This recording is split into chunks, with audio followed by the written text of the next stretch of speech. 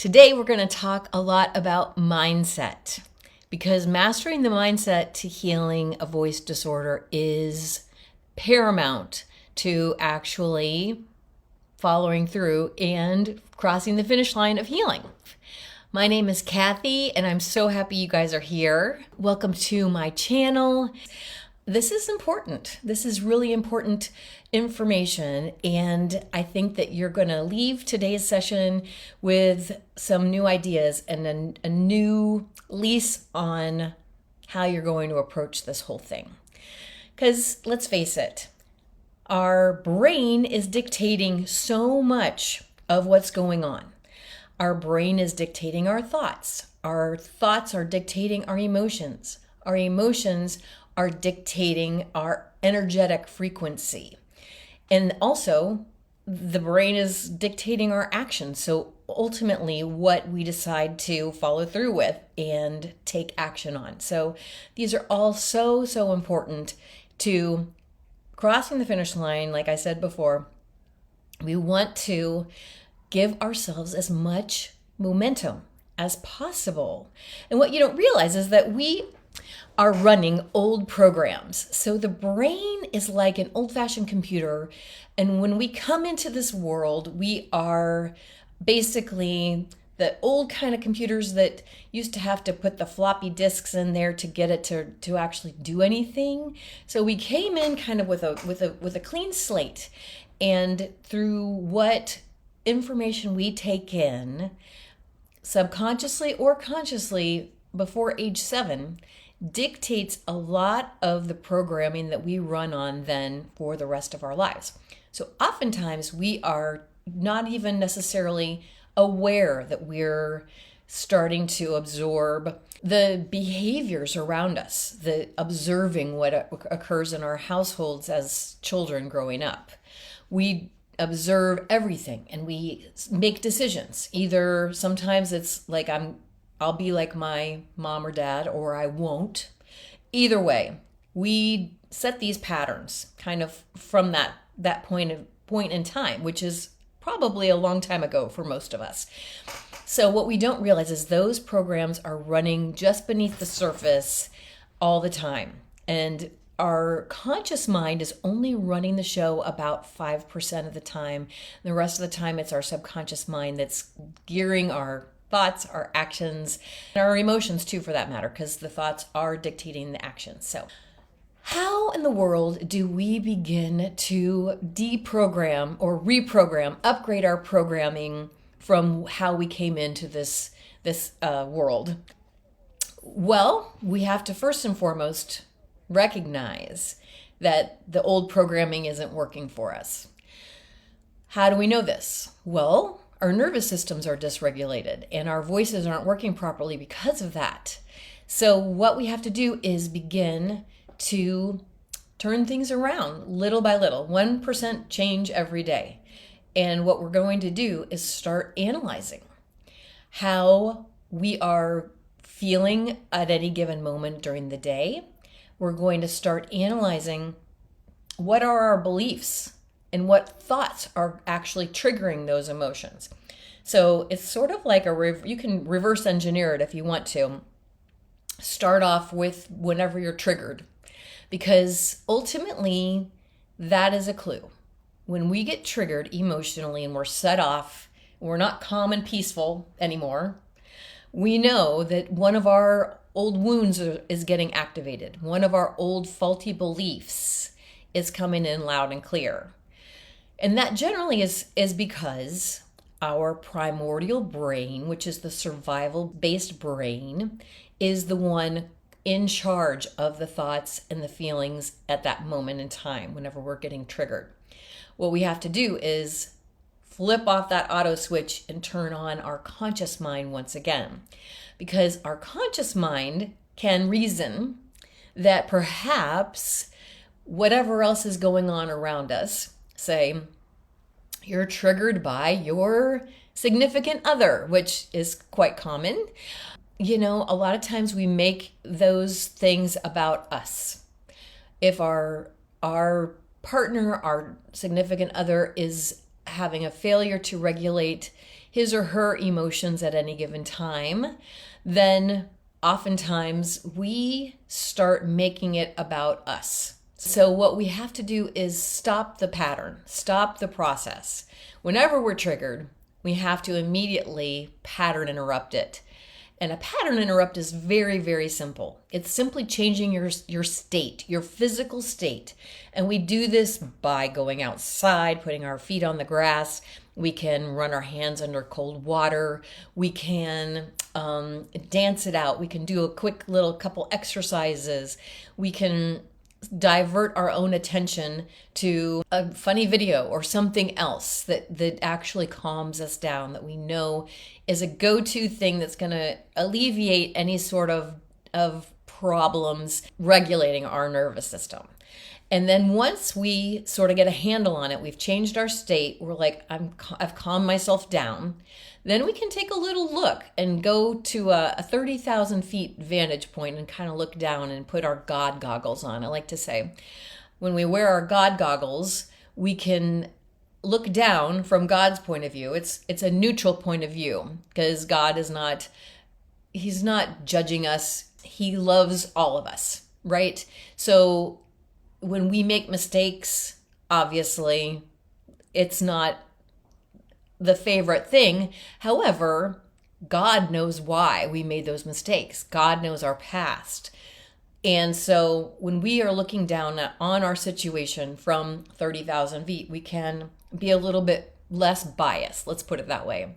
We're not into our old thought patterns, because we're looking down, we're like, yeah, I can tell my significant other, he had a crappy day. Now, granted, he didn't handle it well and he took it out on me and, whatever. But we can begin disentangling ourselves emotionally and energetically from the other people around us that are keeping us dysregulated. We do this by recognizing that, again, our old patterns, our ways of being from childhood, our people-pleasing ways, our overachiever ways, our perfectionist ways that we used to survive our childhood are not serving us right now. Because, for one thing, the people-pleaser in us wants to alleviate the emotional state of the other person. And it's honestly not our job to manage other people's emotions. So once we recognize this, it makes it easier for us to draw a boundary and say, clearly you're not in a great mood right now. I'm going to just remove myself from the situation and go about your business in a way that is kind of avoiding any sort of flustering and or activation emotionally. So Mary says she's emotionally exhausted. She needs to get in a good flow and cut out the negative flow. Yep. Big time partner bad flow. She discovered golf, hitting a golf ball for frustration. That's a great outlet. Love it. I think a lot of people use golf for that same reason, actually. And Tracy said, I used to do that when I was playing tennis. Yeah. Yeah. Hey, however we can get that energy out of our bodies. The problem is that when we develop a dysfunction like spasmodic dysphonia or other voice disorders, our throat chakra is affected by stuck energies that are in there. It's because we've been holding it in and biting our tongue and not fully expressing ourselves for so long that this trapped energy is not allowing the flow through our bodies properly. And it's taken a toll on that area of our body. So we have to learn to manage it in new ways so that we don't continuously have this problem. So we recognize that our perfectionist, our people pleaser is not serving us.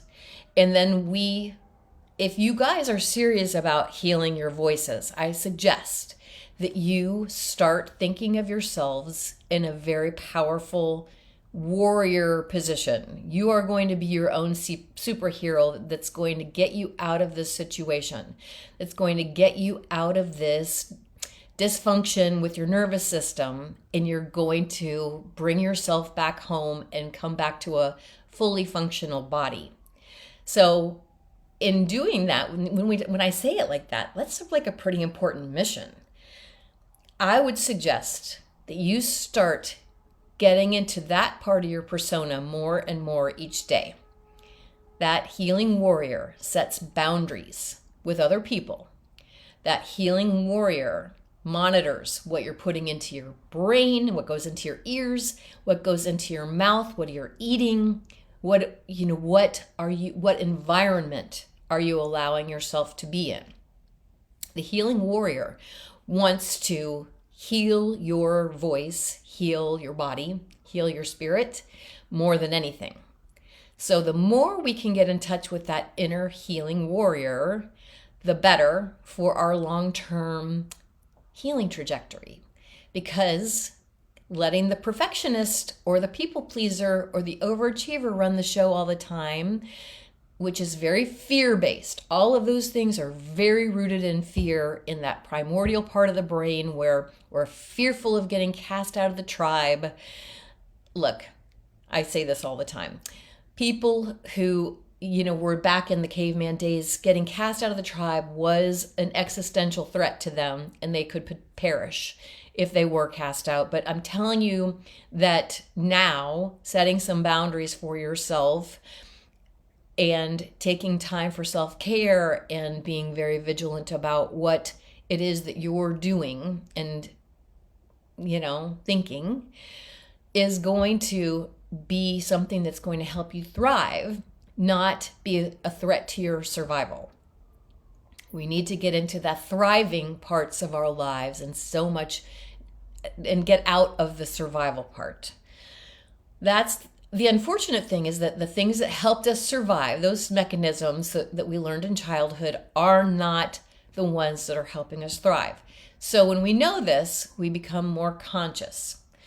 Another thing that I would highly recommend to continue the flow of this new way of being is to make sure that you check in with that every single morning before your feet hit the floor. You're going to want to remind yourself, why am I going to do X, Y, and Z today? And start envisioning what it would be like to have your voice back, to have vital energy back in your body, to have an emotional intelligence, emotional control over how you're navigating the world, and not be feeling so blowing in the wind. When our nervous systems are dysregulated, we honestly feel like the wind could come and blow us in one direction or the other. We are not steadfast. We're not the Rock of Gibraltar. And what we're striving to become is the person that can stand any sort of dysregulation around them, with other people's inability to dysregulate or to regulate themselves, with life events that happen. We become the masters of our universe, of our healing, of our own emotions and thoughts, and therefore the quality of our lives. It basically boils down to that. When we're learning how to control our new way of being, we're always confronted with the old faulty beliefs.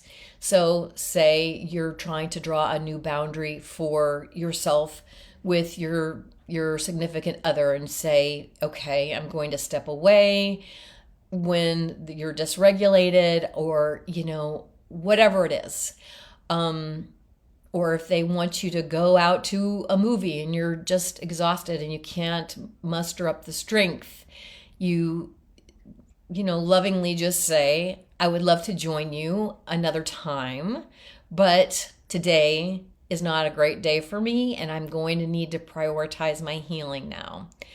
And as a matter of fact, if you guys are getting serious about your healing journeys, I would suggest having a heart-to-heart talk with anyone in your circles that you deal with regularly, because you're going to need to explain to them that it's nothing personal about them, but you're needing to take some time for you, and you're going to need to set some new some new guardrails for yourself so that you can feel your best.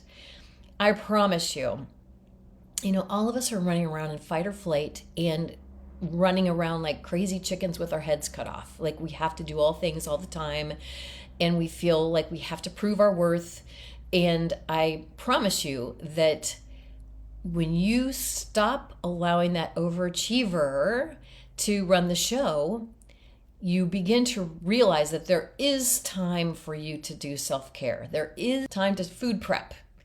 All of these types of things. When we're so frantic and we can't even think straight because we're just running from thing to thing, it's so hard to plan, and it's so hard to imagine that we could even start taking on some of the demands of healing yourself naturally. Because there's a whole nother side of this, which is the nutritional side, and the part that becomes the healing warrior, keeping out the foods that are continuing to keep our bodies inflamed and our nerves inflamed. We have to just begin to recognize that this healing warrior is going to help us in all of our facets of healing. But first and foremost, we got to start with the mental thought patterns, the emotions, because we're all just made of energy after all. Everything in the universe is made of energy. I know we think we have solid objects in our midst, but they're actually made of energetic particles that are vibrating. And so it makes sense that the systems of our body would function optimally with the right energetic frequency, with a nice high frequency that is fully powering them, powering the immune system, the digestive system, fully allowing us to think clearly because our brains are running on electricity. If you want to, you can even let me know which one of those personas, the people pleaser, the perfectionist, or the overachiever, do you fall into? Or maybe it's all three. I know I used to be all three, and then some. I also had some other personas. I was the party girl. I was the procrastinator. I was the popper, which had a scarcity mindset. So believe me, anything that I talk about on this channel is coming from experience. I have lived it. I have figured out a way out of it. And so now I'm just telling you how I did it. I have a free roadmap to rewiring your brain, and it is available. I put a link in the description and also in the comments, and you guys can click that if you want to pick that up. It's a workbook that helps you start to analyze what beliefs. So, we have certain ways that we think of ourselves. We think of ourselves in probably an age-old way that we've always thought of ourselves. I'm prone to being late, or I'm this, or I'm that. We have all of these different identities, and especially depending on, they ebb and flow a little bit. You get married, or then you have kids, you're a mom or a dad, and then anyway, we take all these different identities on. But we have to analyze those because sometimes there's some faulty ones in there that are keeping us stuck. What we want to do is recognize if we have any of those old negative ones that are disempowering. That's, like I just said, the whole I'm always late thing. That's not a very empowering identity because it sets me up for a bad cycle. Let's just say if I was a person that is chronically late, and that's just how I see myself, and that's just the way it's going to be from now on, I will continuously keep myself in this cycle of feeling adrenalized, trying to get there, like crazy stress, knowing that I'm running late, and getting angry at traffic and all of that stuff. So I get to my destination already in a bad state energetically. Then the people that have been waiting for me are not thrilled because they've been kept waiting. And so then you have to deal with that kind of negative energy also. And the funny thing is that when I'm making the change though, from being chronically late to being someone who is no longer chronically late, I simply put a new label on myself, which is I am learning to leave a little bit earlier so that I can make my commitments on time. So it's a work in progress. Obviously, if you have, 50 some years of showing up 5-10 minutes late, that's going to be hard to change, but it's not impossible. And so similarly, if we have an identity, I've started a diet in the past and I couldn't stick with it, or a workout program, or this X, Y, or Z, whatever it is that we've probably all tried something at some point in our lives. But what you have to recognize is that the past failure doesn't dictate the future success. We're different versions of ourselves now. And when we get in touch again with that healing warrior within, why do you want to heal your voice? That's a really big question you need to ask yourself. Why? Why do you need it? What would you do if you had no problem speaking? What kind of quality of life would you have? Would you go to social gatherings and have fun? Would you talk endlessly on the phone for funsies? Would you, go run your errands without having that petrifying feeling of someone's going to talk to me while I'm out and about? It's so much freedom to actually have your voice back, but sometimes you have to remind yourself what it would feel like, because a lot of times we kind of close off that possibility. The doctors tell us, no, it's not possible to heal. And then we sort of adopt that belief, and then also tack that on with the fact that, I can't stick with a new regimen. And then all of those things kind of stack up and make you not even want to try. So what we have to do is recognize, okay, sure, the doctors are telling you that there's no hope of healing. They love to rob you of hope. I don't know what it is about doctors. They love to suck the hope right out of you. They think they're being kind by giving you a realistic expectation, but when in fact it's simply dashing your hopes and putting a nail in the coffin, so to speak. And so what we need to do is recognize they don't know. They don't really know. They don't have a cure for this. They haven't figured it out.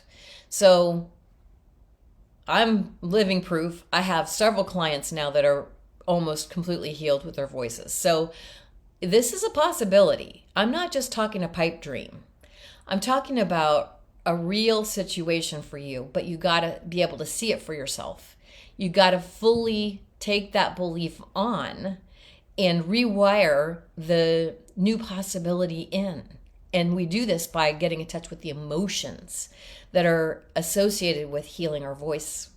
Because when we have healed it, I tell you what, when I healed my voice, I said, I am never again having a bad day. Because it was so significant to me, and I was so grateful to have it back after 2.5 years of suffering, and actually 3, but so after 3 years of not being able to function in my life, I was beyond thrilled. And so that energy is what you need to bring in prior to the outcome. I want you to envision what it would feel like to have your voice back. That happy day that you would be just so ecstatic that nothing could get you down. It's much like, that new feeling of falling in love. You're like, nothing can bother me. Oh, a flat tire, no problem. Oh, someone kicked me in the shin, it doesn't matter. Like, I'm in love and I'm in that giddy stage. Well, guess what? When you get parts of you back for yourself, you get to feel that same exhilaration, that same absolute ecstasy that you just to have those abilities that you once had back again. So how do we do that? A lot of times we have closed off hearts because we've been through some traumas, we've been through some things, and we decided to shut off our heart to the world because we're shielding ourselves from that ever happening to us again. Well, in fact, it's not shielding us so much from those things, but it is shielding us from joy and from hope and from possibility. So we have to begin to open that door of possibility up ever so slightly, little by little, so that we can see the vision of ourselves at the end point. It's the end game that we're playing this for. We have to always keep that in mind every day. Just as I talked about earlier about setting an intention in the morning time. The minute your eyes are open, even before your feet hit the floor, I want you to think about what it is you want more than anything and how you're going to get it. So you're thinking about the why. You're thinking about the vision of what it would feel like to have your voice fully healed. And then you can make your to-do list. Okay, yeah, I'm going to make my celery juice, my heavy metal detox smoothie. I'm going to make sure I keep out those troublemaker foods. I'm going to take snacks with me so that I make sure I have food available so I'm not caught in a situation where I'm forced to eat things that are inflammatory and setting my healing back. All of these things stem from that vision. And then the healing warrior is your curator of your vision. The healing warrior is the one that's going to help you navigate and keep away all of these other things that want to derail you, get you off course, all of that stuff. Tracy's asking, did you wake up one day and it was back? So in a way, I woke up one day and it was starting to come back.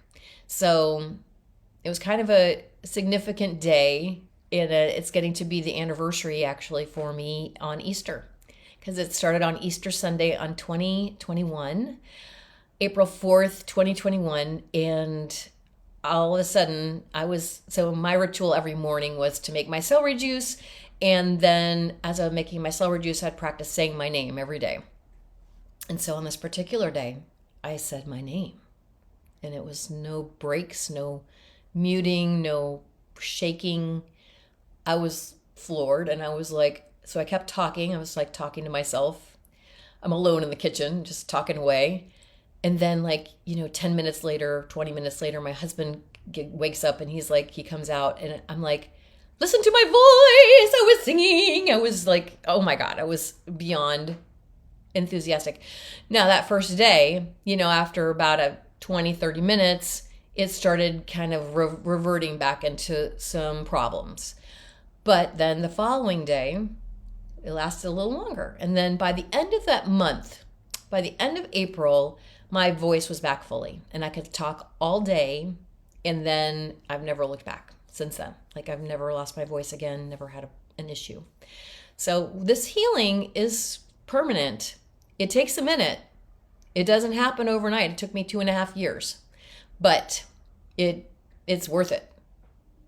Now I look back on 2.5 years because it's been over 7 years since I started my journey. So I've been healed over 5 years. And so that 2.5 years that I had to be very diligent and very steadfast with my protocols, that's a blip on the radar now for me.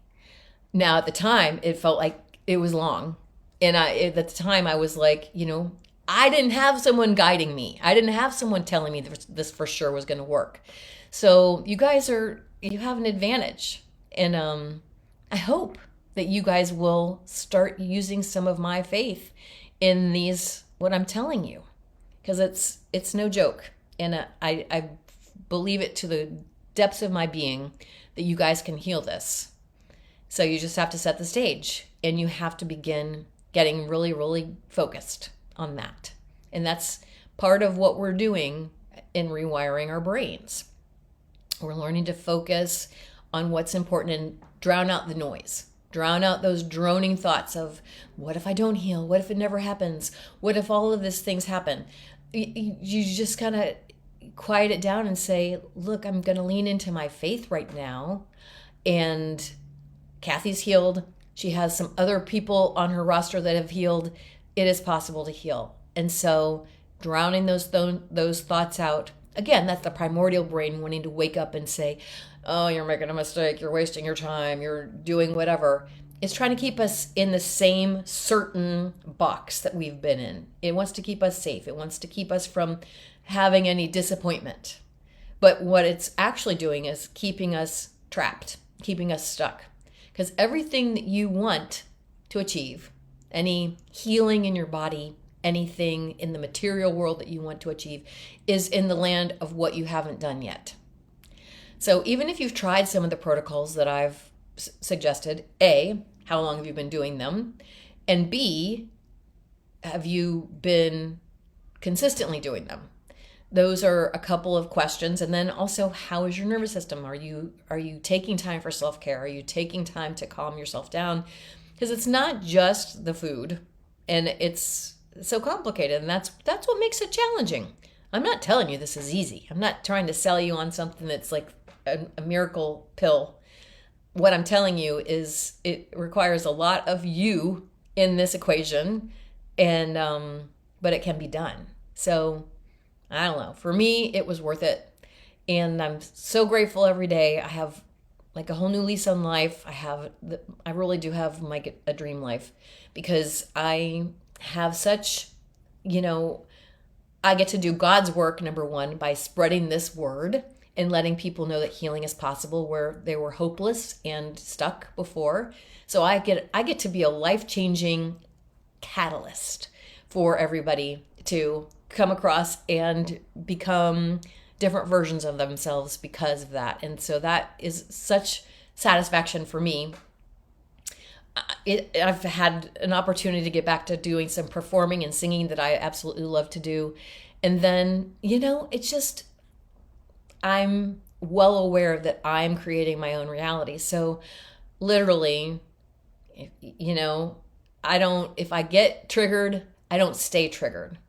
That's the thing that has improved for me over the years, is that used to be, I'd get triggered, and then it would tank me for the whole day or the week or however long in the foreseeable future. And what I've learned now is that even when I get triggered, I'm a human being. Sure, I still get triggered. I've learned how to get myself out of it pretty quickly. So that's the difference. And trust me, this journey is going to fortify you in steel. You're going to be fortified at the end of this Rock of Gibraltar, and this new steadfast version of yourself that has control of your nervous system and also is enjoying your life. Okay. Well, it's so great of you guys to join me. Oh, I wanted to let you guys know this as well. I know some of you took my 5-day challenge back in February, but I'm going to be repeating it because it's a 5-day intensive of all of the tools that I use to heal my voice. It's definitely a life-changing event, and it builds a lot of momentum. And so I'm excited again to be doing it at the end of April. So April 27th through May 2nd. And so I'll put the link in the description and the comments. I wanted to get the word out though, so you guys can mark your calendars. It's going to be at 4 p.m. Eastern Standard Time every day.